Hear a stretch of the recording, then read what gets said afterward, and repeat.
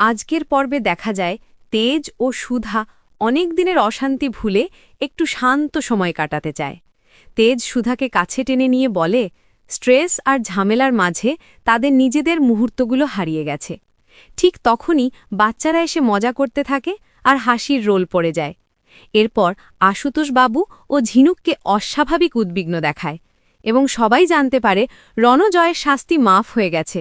মানসিক অসুস্থতার রিপোর্ট দেখিয়ে তাকে রিহাবে পাঠানো হচ্ছে। সুধা এতে প্রচণ্ড ক্ষুব্ধ হয়, কারণ রেশমির দুর্ঘটনা থেকে শুরু করে শিশু পাচার সবকিছুর পিছনে রণজয়ের হাত ছিল। এর মধ্যেও পরের দিনের জন্য ভুরিভোজের প্রস্তুতি নিতে সবাই রান্নাঘরে জড়ো হয়, আর সেখানে ইমনের সবজি কাটার ভুলভ্রান্তি নিয়ে হাসাহাসি শুরু হয়। এদিকে রেশমিকে সন্দেহজনকভাবে কেউ টেনে নিয়ে যাচ্ছে এমন দৃশ্য মনে করে সুধা দুশ্চিন্তায় পড়ে যায় এবং তেজকে জানায় যে রণজয় ছাড়া পাওয়ার পর থেকেই সে আতঙ্কে আছে। তেজ তাকে শক্ত করে আশ্বাস দেয় যে কিছুই হবে না, কিন্তু খাওয়ার সময় হঠাৎ দেখা যায় রেশমি বাড়ির ভেতর থেকে হাওয়া হয়ে গেছে। সুধা, ঝিনুক, জ্যোৎস্না সবাই ছুটে খুঁজতে থাকে। শেষ দৃশ্য দেখা যায় রেশমি যেন অচেতন অবস্থায় কোথাও এগিয়ে যাচ্ছে, আর সুধা চিৎকার করতে গিয়ে থেমে যায়। এখানেই আজকের পর্ব শেষ হয়।